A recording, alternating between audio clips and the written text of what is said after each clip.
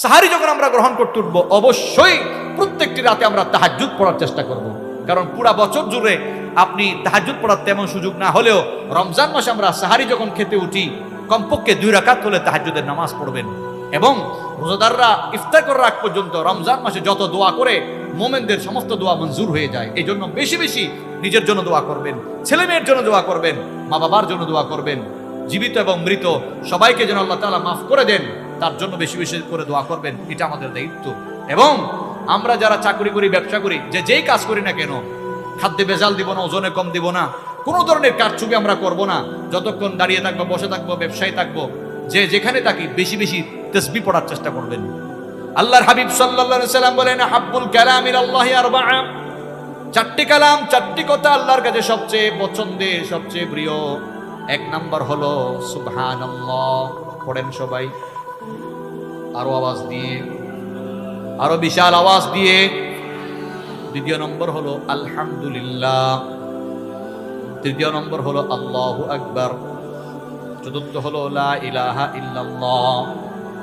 আল্লাহর হাবিব বলেন, আফদালুয যিকরি লা ইলাহা ইল্লাল্লাহ। হযরতে মূসা কালিমুল্লাহ আল্লাহর দরবারে বলে, রব্বুল আলামিন আল্লিমনি দুআন, এমন একটি দোয়া আপনি আমাকে শিক্ষা দেন, এমন একটি দোয়া আমাকে শিখায়া দেন, এই দোয়া শুধু আমি পড়ব আর কেউ পড়বে না, সবচেয়ে শ্রেষ্ঠ দোয়া। আল্লাহ তাআলা শিখায়া দিলেন, মূসা তুমি বলো লা ইলাহা ইল্লাল্লাহ। আল্লাহু আকবার। হযরতে মূসা ইসলাম আল্লাহর দরবারে বলে, রব্বুল আলামিন আমি চাইলাম একটা এক্সক্লুসিভ দোয়া, বিশেষ দোয়া, যেটা আমি ছাড়া আর কেউ পড়বে না, সবচেয়ে উত্তম দোয়া।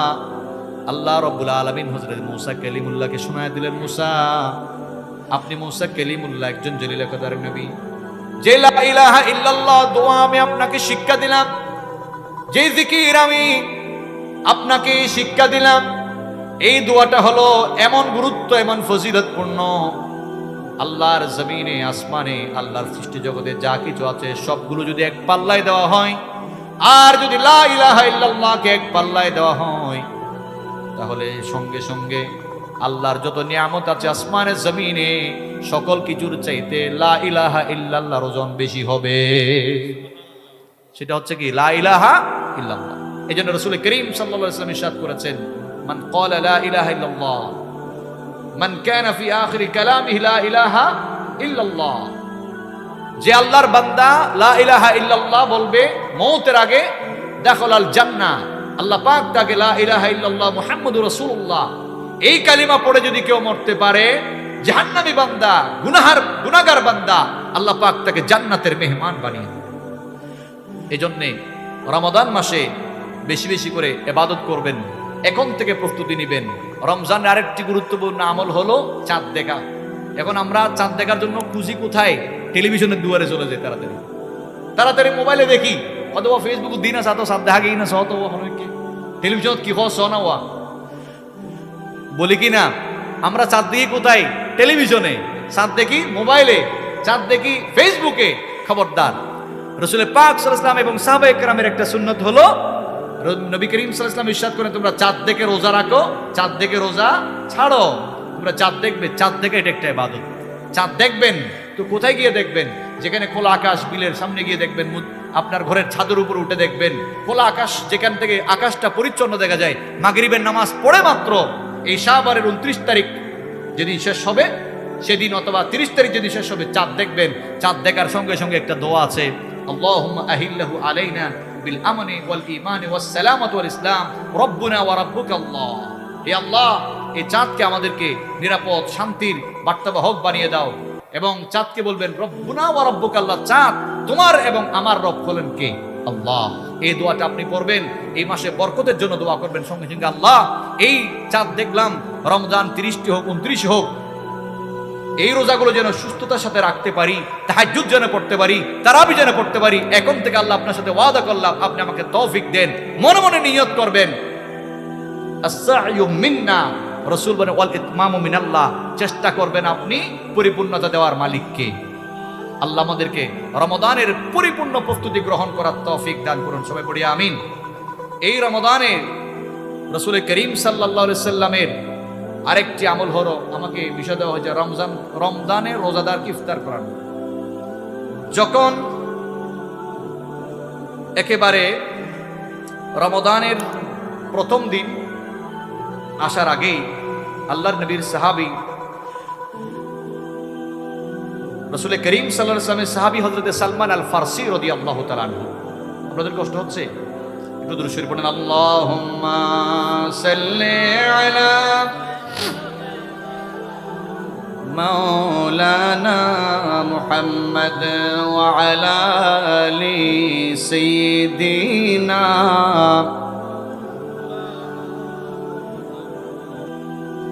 আপনাদের অসুবিধা হচ্ছে?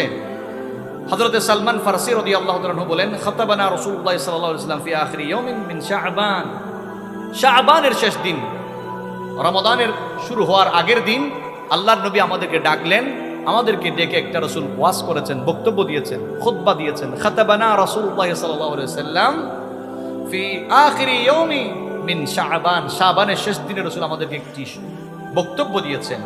সে বক্তব্যে রাসূল করিম সাল্লাল্লাহু আলাইহি ওয়াসাল্লাম কি বলেছেন? ফাকাদ قال رسول الله صلى الله عليه وسلم يا ايها الناس قد اذلكم شهر عظيم شهر مبارك। হে আমার সাহাবীরা, তোমাদের উপর একটি বরকতময় মাস ছায়া বিস্তার করেছে, আগমন করেছে একটি আল্লাহর পক্ষ থেকে রহমত মাগফিরাতের মাস।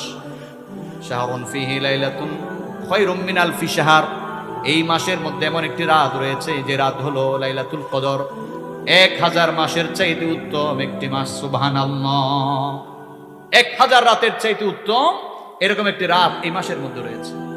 জাআলাল্লাহু সিয়ামা ফরিদা, এই মাসেই আল্লাহ রাব্বুল আলামিন রোজা রাখা তোমাদের জন্য ফরজ করে দিয়েছেন। ওয়া কিয়ামা লাইলিহি তাতাব্বুআ, এই মাসে তারাবির নামাজ পড়া আল্লাহ তাআলা তোমাদের উপরে সুন্নতে মুআক্কাদা বানিয়ে দিয়েছেন।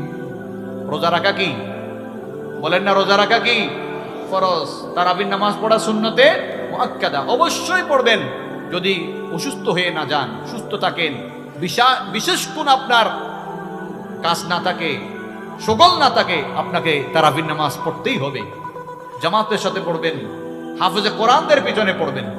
গেল আল্লাহর হাবিব সাল্লাল্লাহু আলাইহি সাল্লাম বলেন, মান তাকাররাবা ফিহি বিখাসলাতিন মিনাল খায়রি কানা কামান আদ্দা ফরিদা ফিমা সাওয়া। এই মাসের এমন বরকত যে আল্লাহর বান্দা, যে বান্দিনী এই মাসে একটি ফরজ ইবাদত করবে, এই মাসে যে আল্লাহর বান্দা একটি নফল ইবাদত করবে, আল্লাহ তাআলা অন্য মাসে অন্য সময় একটি ফরজ ইবাদতের সওয়াব আল্লাহ তাআলা আমলনামায় দিবে। সুবহানাল্লাহ, নারে তাকবীর, নারে রিসালাত, নারে গাউসিয়া, উলামায়ে আহলে সুন্নাত চ্যাপ্টার দিয়ে করে দেন। হুজুর চলে এসেছেন আজকের মাহফিলের প্রধান আলোচক, আমাদের আপনাদের সকলের প্রাণের স্পন্দন, চট্টগ্রাম বিশ্ববিদ্যালয়ের ইসলামের ইতিহাস ও সংস্কৃতি বিভাগের সম্মানিত অধ্যাপক, বিশিষ্ট আলেম দ্বীন, আলেম সমাজের অহংকার, হযরতুল হাজ আল্লামা ডক্টর এস.এম. বুরহানুদ্দিন হুজুরকে মাহফিল ইন্তেজামিয়া কমিটির পক্ষ থেকে আমাদের সবার তরফ থেকে আন্তরিক মোবারকবাদ, ধন্যবাদ জ্ঞাপন করছি। আল্লাহ তাআলা আমাদের সবাইকে কবুল ও মঞ্জুর করুন এবং হুজুরের প্রাণবন্ত আলোচনা, অত্যন্ত চমৎকার আলোচনা করেন হুজুরের আলোচনা শুনে আমাদের হৃদয়কে আলোকিত করার তৌফিক আল্লাহ তাআলা দান করুন, আমিন।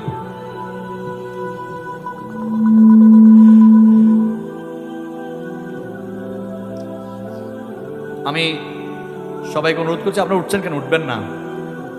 ও আচ্ছা, ঠিক আছে, উজু কালাম করে আসুক। আপনারা কি উঠবেন না? যারা উঠতেছেন উজু কালাম করে হাজত সেরে আবার চলে আসবেন, আশা রাখি। আমি শেষ করছি, হুজুর যেহেতু চলে এসছে আর দীর্ঘ করার কোনো সুযোগ নেই। যে কথাটা শুরু করছি এটা একটু শেষ করি আমি অল্প সময়ের মধ্যে। রাসূল করিম সাল্লাল্লাহু আলাইহি ওয়াসাল্লাম ইরশাদ করেন, যে ব্যক্তি এই মাসে একটি নফল ইবাদত করবে, অন্য সময়ে ফরজ ইবাদত করলে যে সওয়াব হতো, নফল ইবাদতের মাধ্যমে আল্লাহ তাআলা তার আমলনামায় ফরজের সওয়াব লিখে দিবেন। সুবহানাল্লাহ। এবং রাসূল করিম সাল্লাল্লাহু আলাইহি ওয়াসাল্লাম ইরশাদ করেন, ওয়া মান আদ্দা ফরিদাতান ফিহি কানা কামান আদ্দা 70 ফরিদাতান ফিমা সিওয়া। যে আল্লাহর বান্দা রমাদান মাসে একটি ফরজ ইবাদত করবে, আল্লাহ তাআলা তার আমলনামায় 70টি ফরজ ইবাদতের সওয়াব লিখে দিবেন। আল্লাহু আকবার। আল্লাহর হাবিব সাল্লাল্লাহু আলাইহি ওয়াসাল্লাম ইরশাদ করেন, হুয়া শাহরুস সাবর ওয়াস সাবরু সাওয়াবুহুল জান্নাহ। এই মাস হলো সবরের মাস। কেউ আপনাকে গালি দিয়েছেন, সবর করবেন, আপনি পাল্টা গালি দিবেন না। কেউ ঝগড়া করতে আসছে, আপনি ঝগড়া করবেন না, আপনি বলবেন ইন্নী ইমরিউন সায়েম, ভাই আমি রমজান মাস রোজা রেখেছি, তুমি আমাকে গালি দিলে আমি গালি দিব না, ঝগড়া করলে আমি ঝগড়া করব না। আল্লাহর হাবিব সাল্লাল্লাহু আলাইহি ওয়াসাল্লাম এই যে সবর করবে, এটার পুরস্কার হিসেবে আল্লাহ পাক তোমাকে জান্নাতি বানায় দিবেন। ঝগড়া ফাসাদ গালিগালাজ করবেন না, ঘরে বাইরে বাজারে সব জায়গায় রমাদানের পবিত্রতাকে রক্ষা করার চেষ্টা করতে হবে আমাদেরকে। আল্লাহর হাবিব সাল্লাল্লাহু আলাইহি সাল্লাম বলেন, ওয়াহুয়া শাহরুল মুওয়াসাত, এই মাস হলো ভ্রাতৃত্বের মাস, সমতার মাস। এই জন্যে সহানুভূতির হাত বাড়িয়ে দিবেন। গরিব মিসকিন অসহায় যারা আছে তাদেরকে দান সৎকা করবেন, অকাতরে দান করবেন। এই দানের মাধ্যমে আল্লাহর রহমত লাভ হবে, বিপদ মুসিবত দূর হবে। কিয়ামতের ময়দানে এই দানগুলো আমার আপনার জন্য ছায়া হয়ে যাবে।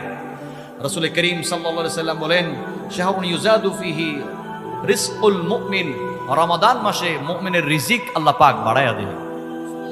মুমিনের রিজিক বাড়ায়া দেয় কে? এটার দুটি অর্থ। একটি অর্থ হচ্ছে সারা বছর যা খাই না, রমাদান মাসে এরকম খাবার আপনি খাবেন। সারা বছর হয়তো হালিম খান নাই, দেখবেন রমাদান মাসে একদিন হালিম খাওয়ার ব্যবস্থা হয়ে গেছে আল্লাহর পক্ষ থেকে। সারা বছর আপনি যতগুলো খান না, রমাদান মাসে একটা আইটেম আল্লাহর পক্ষ থেকে ব্যবস্থা হয়ে যাবে। দুনিয়াতেও হবে, মওতের পরে যখন জান্নাতে যাবেন, জান্নাতের নাজ ও নিয়ামত দিয়ে আল্লাহ পাক আপনাকে জান্নাতের মধ্যে আপ্যায়ন করবেন, মেহমানদারি করবেন। সুবহানাল্লাহ, রিজিক আল্লাহ পাক বাড়ায় দিবে রমাদানের উসিলায়। আল্লাহর হাবিব সাল্লাল্লাহু আলাইহি সাল্লাম ইরশাদ করেন, মান ফাত্তারা ফিহি সাইমান, যে আল্লাহর বান্দা একজন রোজাদারকে রমাদানে ইফতার করাবে, কানা লাহু মাগফিরাতান লিযুনুবিহি ওয়া ইতকা রাকবাতিহি মিনান নার, দুটি পুরস্কার সঙ্গে সঙ্গে লাভ করবে। একটি হলো আল্লাহ পাক তার গুনাহকে মাফ করে দিবেন, জাহান্নাম থেকে যিনি রোজাদারকে ইফতার করাইয়াছেন ওই ইফতার করানো বান্দাকে আল্লাহ পাক জাহান্নাম থেকে মুক্তি দিয়ে জান্নাতের মেহমান বানিয়ে দিবেন।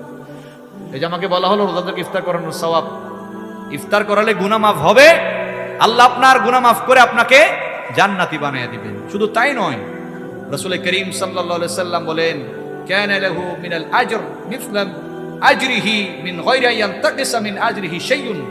অনেকেই রোজা রেখে কারো ঘরে ইফতার করে না, কারো খেজুর দিয়ে ইফতার করে না।